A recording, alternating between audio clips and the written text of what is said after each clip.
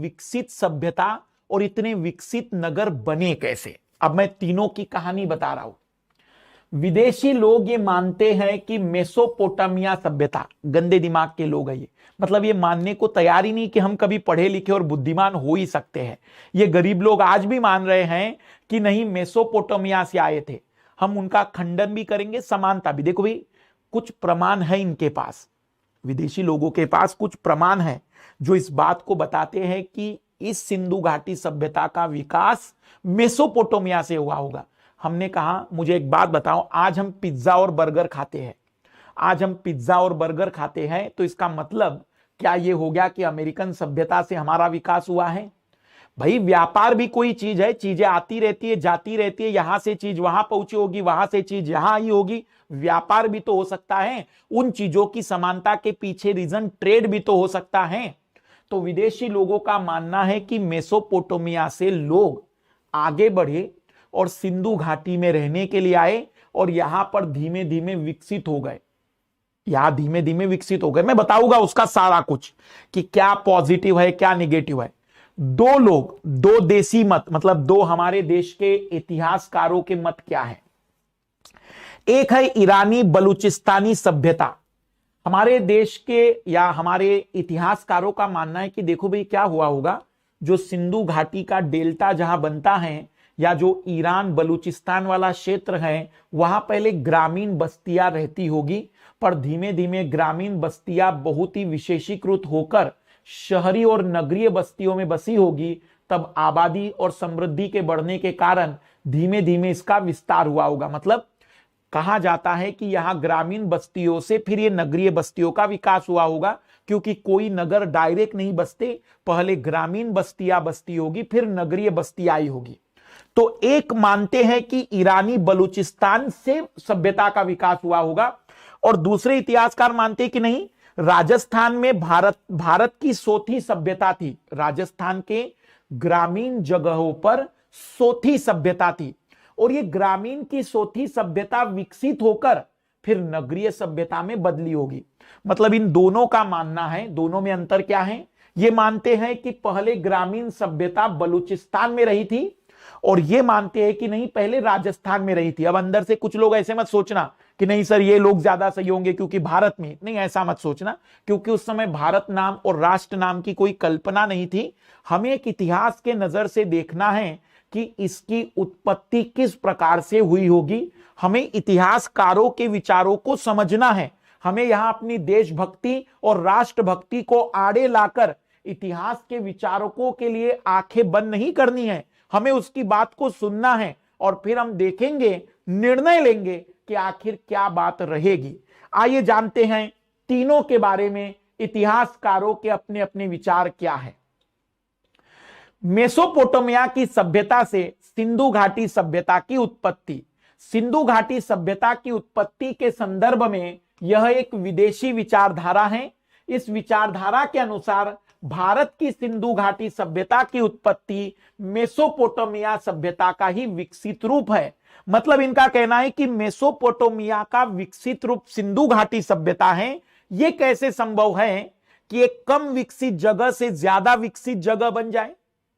कम विकसित जगह से मतलब एक कम विकसित, कम जानकार लोग ऐसी विकसित संरचना का निर्माण कर ले। पहला खंडन यहां किया जा सकता है, पर इनकी बातों को सुनते हैं पहले। मतलब इनका कहना है कि जो मेसोपोटामिया टिग्रिस वैली वाली बात है ना, ये टिग्रिस वैली के लोग ही सिंधु घाटी तक पहुंचे होंगे।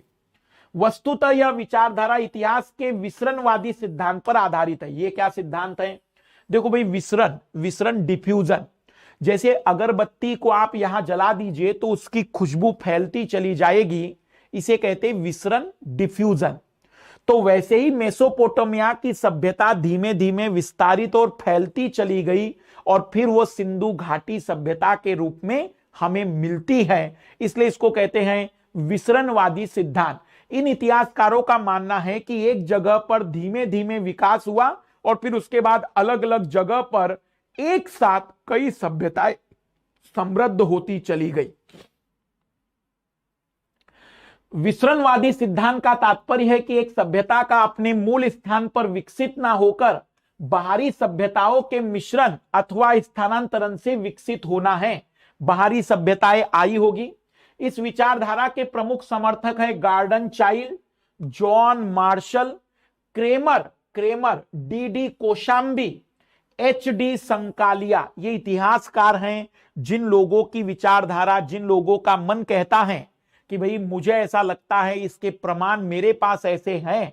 मतलब जैसे मैंने कहानी बताई ना आप लोगों को कि आज हम केवल कल्पना कर सकते हैं, तो ये वो इतिहासकार हैं जो ये मानते हैं कि सिंधु घाटी सभ्यता का विकास मेसोपोटामिया की सभ्यता से हुआ है। आइए जरा दूसरे इतिहासकारों से मुलाकात कराऊं मैं। मेसोपोटामिया, आप जरा ध्यान से सुनना कि क्या अंतर और समानताएं मेसोपोटामिया और सिंधु घाटी में, जिनके आधार पर ये प्रमाण दे रहे हैं। मेसोपोटामिया सभ्यता के लोग लगभग 2400 ईसा पूर्व भारत आए तथा यहां की परिस्थितियों के अनुसार एक नवीन सभ्यता सिंधु घाटी सभ्यता का विकास किया। इस विचारधारा के समर्थक दोनों सभ्यताओं में पाई जाने वाली समानताओं के आधार पर सिंधु घाटी की उत्पत्ति को मेसोपोटामिया की सभ्यता से जोड़कर मानते हैं।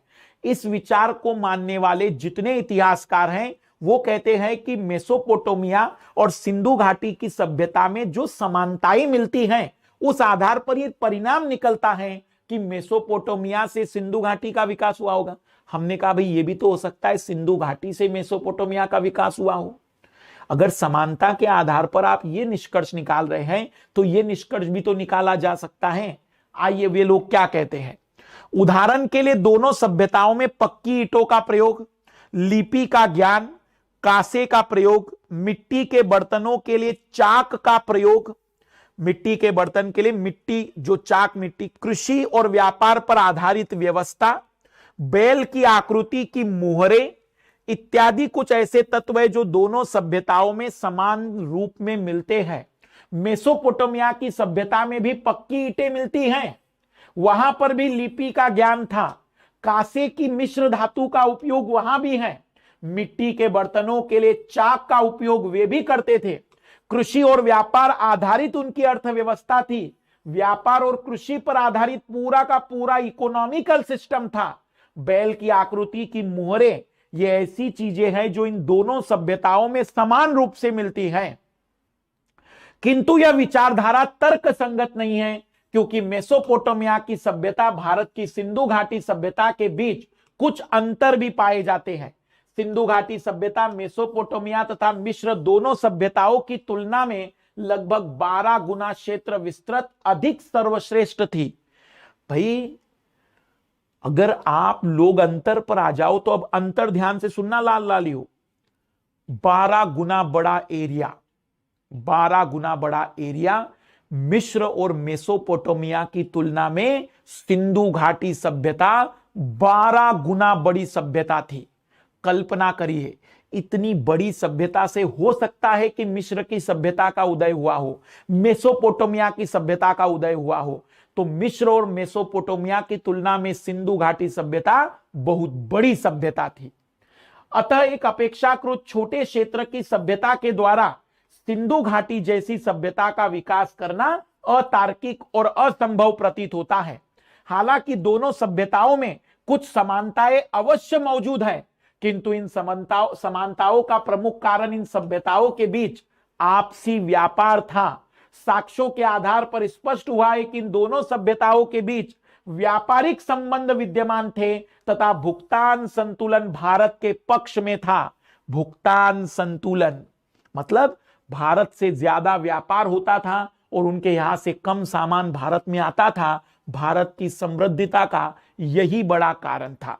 वहां से बहुत बड़ी मात्रा में धातुएं आती थी और यहां से केवल सामान जाता था। यही भारत या सिंधु घाटी सभ्यता के समृद्धता का कारण था। अतः वस्तुओं के आदान प्रदान के इस क्रम में स्वाभाविक रूप से इन सभ्यताओं में सामाजिक और सांस्कृतिक तत्व और विशेषताओं का आदान प्रदान हुआ होगा, तो समानताएं तो मिलेगी, पर यह समानताएं इस बात का प्रमाण नहीं मानी जा सकती कि मेसोपोटामिया से सिंधु घाटी सभ्यता का विस्तार या विकास हुआ होगा। आप व्यापार के रूप में देख सकते हैं कि यह जो पाकिस्तान में हड़प्पा, मोहनजोदड़ो, लोथल गुजरात में, धोलावीरा गुजरात में, राखीगढ़ी हरियाणा में, ये जो सारी सभ्यताएं, लाल लालियो इतनी बार पढ़ा मैंने इसे कि अब मुझे ये याद सा हो गया है। तो यहां से ये सभ्यताएं स्थलीय मार्ग से भी जुड़ी थी और जलीय मार्ग से भी जुड़ी हुई थी। तो ये जो मेसोपोटामिया की सभ्यता टिग्रिस नदी के आसपास मानी जाती है, टिग्रिस नदी के आसपास मानी जाती है, कैसे माने कि लगभग इतनी बड़ी सभ्यता का विकास इनसे हुआ होगा? निम्न में से किस पशु की आकृति जो मुहर पर मिलती है, मुहर पर, पशु की आकृति मुहरों पर मिलती है, मेसोपोटामिया के मुहरों पर भी और सिंधु घाटी सभ्यता के मुहरों पर भी, जिससे ज्ञात होता है कि सिंधु घाटी और मेसोपोटामिया की सभ्यताओं के मध्य व्यापारिक संबंध थे। बताइए लाल लालियो, कौन सा विकल्प अब होगा? और मुझे एक बार जरूर बताइएगा कमेंट्स करके, एक बार आप लोग जरूर बताइएगा कि सच में आज आप लोगों को प्राचीन भारत का इतिहास सिंपल लग रहा है या नहीं। क्या आज आप लोगों को लग रहा है कि प्राचीन भारत का इतिहास इतना भी सरल हो सकता है, इतना भी सिंपल हो सकता है? बिल्कुल। मेसोपोटामिया और सिंधु घाटी की सभ्यता में जो मुहरें मिली थी, उन मुहरों पर बैल के चित्र मिलते थे।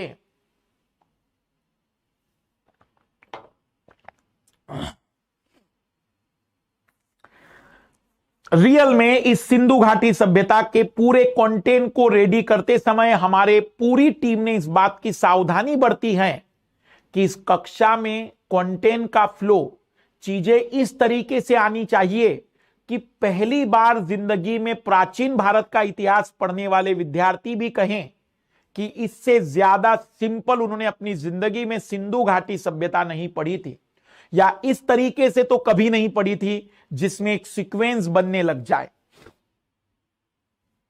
पीडीएफ मिल जाएगा, पीडीएफ मिल जाएगा लाल लालियो, पीडीएफ तो मैं अवेलेबल करा दूंगा, पीडीएफ तो मैं अवेलेबल करा दूंगा, उसका कोई तनाव मत लीजिएगा।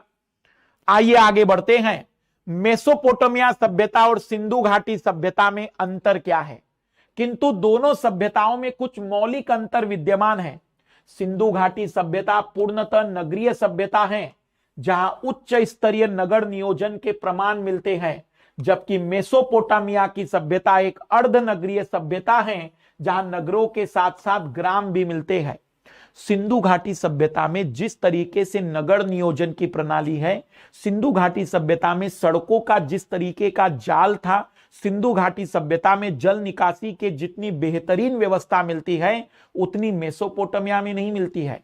यदि उन लोगों से इनका विकास हुआ होता तो फिर उन क्षेत्रों में भी उतनी विकसित संरचनाएं मिलती। इसका सिंपल सा तात्पर्य यह है कि सिंधु घाटी सभ्यता का उदय मेसोपोटामिया से तो बिल्कुल भी नहीं हुआ होगा। सिंधु घाटी सभ्यता में सड़कें एक दूसरे को समकोण पर काटती है, जबकि मेसोपोटामिया में सड़कें अव्यवस्थित रूप से मिलती है। सिंधु घाटी सभ्यता में अधिकतर सड़कों में बिल्कुल ऐसी लाइनें मिलती है। ऐसा नगर आज के दौर में भारत का चंडीगढ़ है लाल लालियो, चंडीगढ़। आज के दौर में भारत में जो चंडीगढ़ है ना, वो ऐसा ही स्थान है। सोचिए उस दौर में 4000 साल पहले ऐसा शहर भी भारत के आसपास रहता था। सोचिए, साक्ष्यों के आधार पर स्पष्ट होता है कि मेसोपोटामिया की सभ्यता में सिंधु घाटी सभ्यता की तरह उच्च स्तरीय जल निकासी प्रणाली भी विद्यमान नहीं थी। सिंधु घाटी सभ्यता में बाट माप तोल में एक रूपता थी, जबकि मेसोपोटामिया की सभ्यता में संबंध में एक रूपता नहीं है। सिंधु घाटी सभ्यता में जो भी मापने की इकाइयां थी, या सिंधु घाटी सभ्यता में जिस तरीके से नगरों की संरचनाएं बनाई गई, लगभग उन सभी में एक रूपता मिलती है। मेसोपोटामिया में ऐसी कोई एक रूपता नहीं मिलती है। सिंधु घाटी सभ्यता एक उच्च नगरीय सभ्यता है, जहां पर नगरों में बेहतरीन सड़क निर्माण, जल निकासी के प्रमाण मिलते हैं। मेसोपोटामिया में ऐसी कोई बात नहीं मिलती। इसके अलावा दोनों सभ्यताओं की लिपि और मुद्राओं में भी व्यापक अंतर देखने को मिलता है। जहां सिंधु घाटी सभ्यता की लिपि चित्रात्मक है, वही मेसोपोटामिया सभ्यता की लिपि कील नुमा है, लाइनों के आधार पर कील नुमा है, लाइनों के आधार पर इस तरीके की लिपि है। जबकि सिंधु घाटी सभ्यता में कई प्रकार के चित्र हैं, कई प्रकार के चक्र हैं, कई प्रकार की संरचनाएं हैं। तो सिंधु घाटी सभ्यता की जो लिपि है वो चित्रात्मक है, चित्रात्मक है। वहीं पर मेसोपोटामिया की जो लिपि है वो लाइनों पर आधारित है, कील नुमा लिपि मानी जाती है। उत्खनन के दौरान सिंधु घाटी सभ्यता से वर्गाकार मोहरे प्राप्त हुई है, जबकि मेसोपोटामिया सभ्यता की मोहरे वर्गाकार नहीं थी, वर्गाकार नहीं थी। जबकि मेसोपोटामिया सभ्यता की मोहरे वर्गाकार नहीं थी। सिंधु घाटी सभ्यता में मंदिर के साक्ष्य नहीं मिलते, जबकि मेसोपोटामिया सभ्यता में मंदिर के साक्ष्य मिलते हैं। सिंधु घाटी सभ्यता में मंदिरों के प्रमाण नहीं है, मंदिर नहीं है, नहीं है। मेसोपोटामिया में मंदिरों के प्रमाण मिलते हैं। मेसोपोटामिया में पुरोहितों का शासन था, जबकि सिंधु घाटी सभ्यता में पुरोहितों के शासन का स्पष्ट कोई वर्णन नहीं है। सभ्यता के पुरोहित वर्ग के शासन के साक्ष्य प्राप्त हुए हैं। मेसोपोटामिया सभ्यता के पुरोहित वर्ग के शासन के साक्ष्य प्राप्त हुए हैं, जबकि सिंधु घाटी सभ्यता के संदर्भ में ऐसे कोई प्रमाण नहीं मिले हैं। मेसोपोटामिया में पुरोहित वर्ग की बात है, मेसोपोटामिया में मंदिरों की बात है, मेसोपोटामिया में अर्धनगरीय व्यवस्था है, सिंधु घाटी पूर्ण नगरीय है, सड़कों का बेहतर जाल है, जल निकासी की व्यवस्था है, इसकी जो मुद्राएं हैं वह भी वर्गाकार हैं। मेसोपोटामिया में ऐसी कोई मुद्राएं नहीं मिली हैं। साथ ही साथ इसकी जो लिपि है सिंधु घाटी की वो चित्रात्मक है, वो लाइनों पर आधारित है। ऐसे कई अंतर है जो ऐसा सोचने के लिए मजबूर करते हैं कि ये एक अलग सभ्यता, ये एक अलग सभ्यता। यहां मैं आप लोगों का ध्यान आकर्षित करना चाहूंगा, लाल लालियों सब कहानियां हैं, सब कहानियां। जैसे मैं आपको बताऊंगा, अभी एक मूर्ति की खोज हुई है जिसको हम कहते हैं कि यह साधु है। मुझे तो उस मूर्ति को देखने पर कहीं से कहां तक साधु नहीं लगा है। तो मैं बस ये बताना चाह रहा हूं, इतिहासकार भी क्या बातें बता रहे हैं। देखो भाई, यहां ऐसा था, वहां भी ऐसा था, इसलिए ऐसा हुआ होगा। फिर हमने भी कहा यहां ऐसा नहीं है, वहां ऐसा है, इसलिए ऐसा नहीं हुआ होगा। यहां लिखने का बड़ा आनंद आएगा। सिंधु घाटी सभ्यता और मेसोपोटामिया में तुम लोग भी थोड़ा कॉमन सेंस लगाओ और सोचो क्या बताया जा सकता है। समानता भी बताई जा सकती है, उसके लिए व्यापार के नजर से भी देखा जा सकता है, असमानताएं भी बताई जा सकती है। बताया जा सकता है कि दोनों अलग अलग। रियल में क्या हुआ था ये तो तब पता चलेगा जब मैं और आप टाइम मशीन के माध्यम से देखेंगे और हमें पता चलेगा कि पहले कौन बना, बाद में कौन बना। तब जाकर वास्तविक आंकड़े, वास्तविक परिणाम हम निकाल पाएंगे। तो टाइम मशीन बनने का इंतजार करते हैं, तब तक इतिहासकारों के दृष्टिकोण से कहानियों को आनंद लेते हुए समझते चलते हैं। आइए आगे बढ़ते हैं लाल लालियों जीवन के आनंद में। मेसोपोटामिया समाज मुख्यतः पितृसत्तात्मक था, वही सिंधु सभ्यता मात्र सत्तात्मक समाज के साक्ष्य मिलते हैं। मेसोपोटामिया में पुरुषवाद या पितृसत्तात्मक का मतलब हुआ कि पूरी तरह से कार्य करने या निर्देशन, पूरी शक्तियां पुरुषों के हाथ में थी। सिंधु घाटी सभ्यता में यह शक्तियां महिलाओं के हाथ में मिलती है। इस आधार पर स्पष्ट होता है कि सिंधु घाटी सभ्यता के विकास के मौलिक रूप से स्थानीय परिस्थितियों के अनुसार हुआ था तथा दोनों सभ्यताओं में व्यापार के क्रम में कुछ विशेषताओं का अवश्य आदान प्रदान हुआ। निष्कर्ष हमें यह लग रहा है कि भाई दोनों सभ्यताएं अलग अलग जगह पर विकसित अलग अलग हुई थी, पर दोनों में व्यापारिक संबंध होने के कारण कुछ समानताओं के तत्व मिल सकते हैं। दोनों सभ्यताएं अलग अलग विकसित हुई होगी, लेकिन व्यापारिक संबंधों के कारण उनमें समानता रही होगी। क्या मेरे लाल लालियों किसी भी व्यक्ति के सामने अब आप हवाबाजी कर पाओगे कि मेसोपोटामिया से सिंधु घाटी सभ्यता का विकास हुआ या नहीं, या सिंधु घाटी सभ्यता और मेसोपोटामिया अलग अलग है तो क्यों है, किन आधारों पर अलग अलग हैं? पितृसत्तात्मक, मात्र सत्तात्मक, मंदिर और पुरोहित, वर्गाकार मुद्राएं, वहां पर अगर हम बात करें तो किलनुमा लिपि, हमारी चित्रात्मक लिपि, अर्धनगरीय, नगरीय, सड़कों का बेहतरीन जाल, यहां पर ऐसा कुछ भी नहीं है। जल निकासी की बेहतरीन व्यवस्था, यहां ऐसा कुछ भी नहीं। आकार के मामले में लगभग 12 गुना बड़ी सभ्यता है। अब आते हैं दूसरी विचारधारा की सिंधु घाटी सभ्यता का विकास पाकिस्तान के बलूचिस्तान में कुछ ग्रामीण सभ्यता से हुआ होगा, और दूसरे विचारक कहेंगे कि नहीं, राजस्थान की लोथी सभ्यता, वहां की जो ग्रामीण परिवेश था उससे नगरीय सभ्यता का उदय हुआ होगा। आगे बढ़ते हैं। ईरानी बलूचिस्तानी सभ्यता से सिंधु घाटी सभ्यता की उत्पत्ति, यह विचारधारा क्रमिक विकासवादी सिद्धांत पर आधारित है। सर, ये क्रमिक विकासवादी सिद्धांत क्या है? जैसे मेसोपोटामिया को मानने वाले क्या कहते थे? विसरणवादी। विसरणवादी क्या मतलब? एक जगह पर सभ्यता का विकास हुआ और फिर उससे बाकी सभ्यताएं फलने फूलने लगी।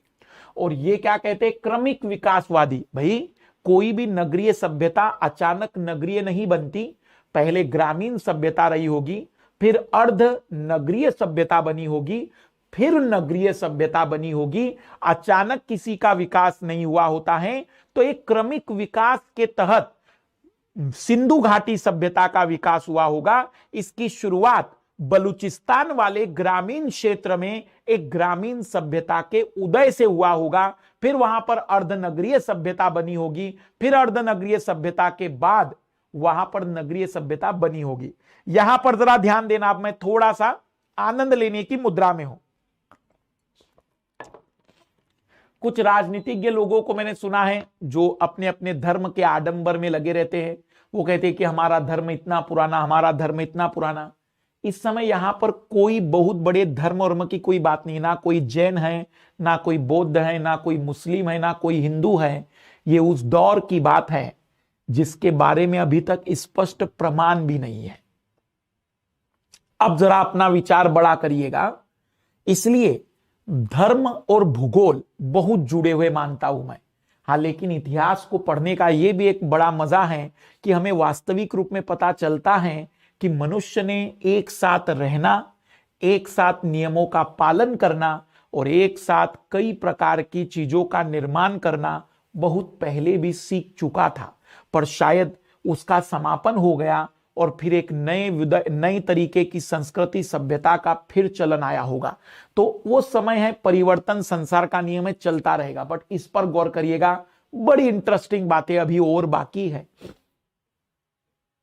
ईरानी बलूचिस्तानी सभ्यता से सिंधु घाटी सभ्यता की उत्पत्ति, यह विचारधारा क्रमिक विकासवादी सिद्धांत पर आधारित है, जिसका तात्पर्य है कि सिंधु घाटी सभ्यता क्रमिक रूप से स्वतः विकसित हुई थी। इस विचारधारा के प्रमुख समर्थक फेयर सर्विस और रोमिला थापर है। रोमिला थापर भारत की एक जानी मानी इतिहासकार, जिनके बारे में आप लोगों ने कई बार सुना भी हो, नहीं सुना हो तो एक बार यूट्यूब पर गूगल करके जरूर देख लेना।